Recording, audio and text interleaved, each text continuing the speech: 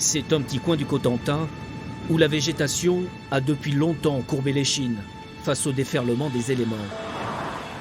Sur les chemins de l'histoire de la Seconde Guerre mondiale, nous pénétrons sur un ancien théâtre de guerre où désormais, seul le bétail a droit de cité.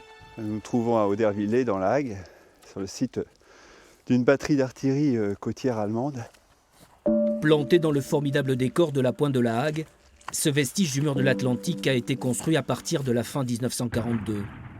Une batterie d'artillerie lourde, avec ses baraquements pour les troupes, plus de 300 soldats, et ses nombreux bunkers que l'occupant avait d'ailleurs choisi de fondre dans le paysage local. On voit que les Allemands ont recouvert 7 encuvements, et les ouvrages de cet encuvement avec ce qu'on appelle de l'asbeste. Donc c'est un camouflage qui imite le rocher, le granit, et même quand on est à proximité, on a vraiment l'impression que ce sont toutes les concrétions, tous les coquillages, voire les algues. Alors c'est tout à fait remarquable, c'est rare.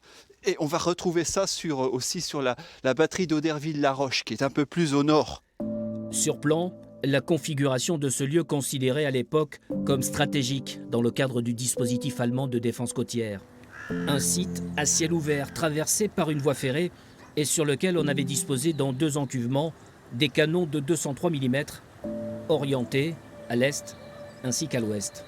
C'était véritablement une des zones les plus sensibles dans la région. La portée approximative de ces canons, 35-38 km.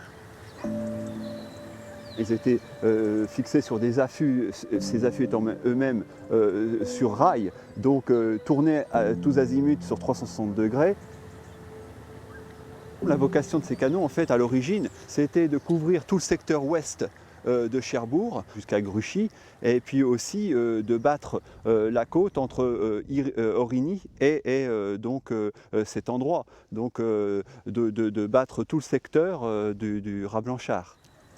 Les Anglo-Normandes, des îles également occupées à l'époque et que l'on aperçoit si bien par beau temps au loin depuis la batterie d'Audervillers.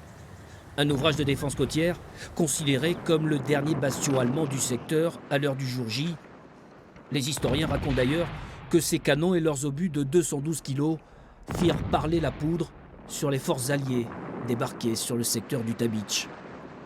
Ils ont ouvert le feu sur les troupes américaines qui progressaient du Tabitch vers Cherbourg en passant par Bricquebec-Valogne. Donc ils ont joué un rôle dans la bataille de Normandie. Ils auraient aussi ouvert le feu sur l'escadre américaine qui croisait au large de Cherbourg le 25 juin, cette escadre attaquant justement les points d'appui et batteries côtières qui entouraient Cherbourg. Lourdement bombardés par l'aviation américaine à la fin du mois de juin 1944, les canons se turent définitivement et les occupants de la batterie se rendirent au 1er juillet.